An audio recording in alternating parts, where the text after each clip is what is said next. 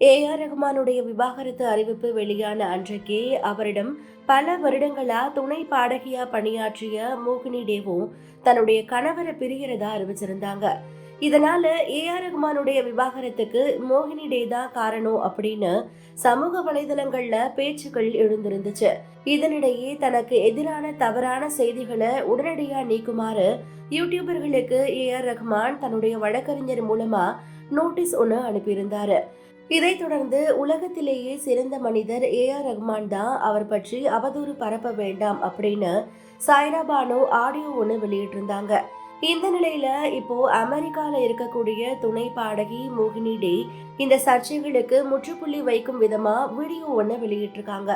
அந்த வீடியோல அவங்க என்ன சொல்லியிருக்காங்கன்னு பார்க்கும்போது, எனக்கு பல ரோல் மாடல் இருக்காங்க, என்னுடைய வளர்ச்சியில அவங்க முக்கிய பங்கு வகிக்கிறாங்க. ஏ.ஆர். ரஹ்மான் எனக்கு தந்தையை போன்றவர், அவர் மீது எனக்கு மிகுந்த மரியாதை இருக்கு. அவருடைய மகளுக்கு என்னுடைய வயது தான் இருக்கும்னு நினைக்கிறேன். என் மீதும் ஏ.ஆர். ரஹ்மான் அன்பும் மரியாதையும் வச்சிருக்காரு. அவருடைய இசைக்குழுவில் 8 ஆண்டுகளுக்கும் மேலா இருந்துட்டு வர என்னையும் அவரையும் இணைத்து வதந்திகள் பரவிட்டு இருக்கு. அது உண்மை கிடையாது. இந்த வதந்திகள் காயப்படுத்துது. பிறருடைய தனிப்பட்ட விஷயங்களுக்கு மதிப்பளிச்சு கனிவா நடந்துக்கோங்கன்னு மோகினி டே தெரிவிச்சிருக்காங்க.